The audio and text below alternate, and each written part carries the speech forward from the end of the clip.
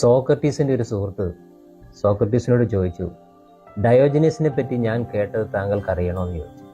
Socrates പറഞ്ഞു, താങ്കളത് പറയാൻ വരട്ടെ. 3 ഘട്ടങ്ങളുള്ള ഒരു പരീക്ഷ വിജയിക്കണം. അതിൽ ഒന്നാമത്തെ ഘട്ടം സത്യത്തിൻ്റെതാണ്. സോക്രട്ടീസ് ചോദിച്ചു, താങ്കൾ പറയാൻ ഉദ്ദേശിക്കുന്ന കാര്യം സത്യമാണോ, താങ്കൾക്ക് ബോധ്യമുണ്ടോ? അദ്ദേഹം പറഞ്ഞു, ഞാൻ കേട്ട കാര്യമേ ഞാൻ പറയാൻ ഉദ്ദേശിച്ചുള്ളൂ. ഓക്കെ, അപ്പോൾ താങ്കൾ പറയാൻ ഉദ്ദേശിച്ച കാര്യം സത്യമല്ല.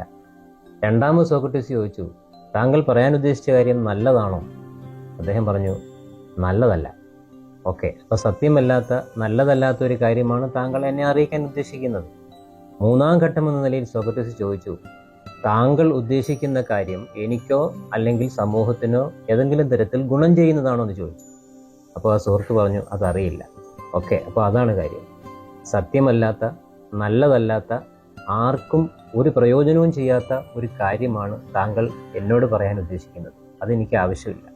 ഒരു കാര്യം നമ്മൾ ഓർക്കുക, സത്യം ബോധ്യപ്പെടുന്നൊരു കാര്യം മാത്രമേ നമ്മൾ മറ്റുള്ളവരോട് ധൈര്യമായി പറയാൻ പാടുള്ളൂ.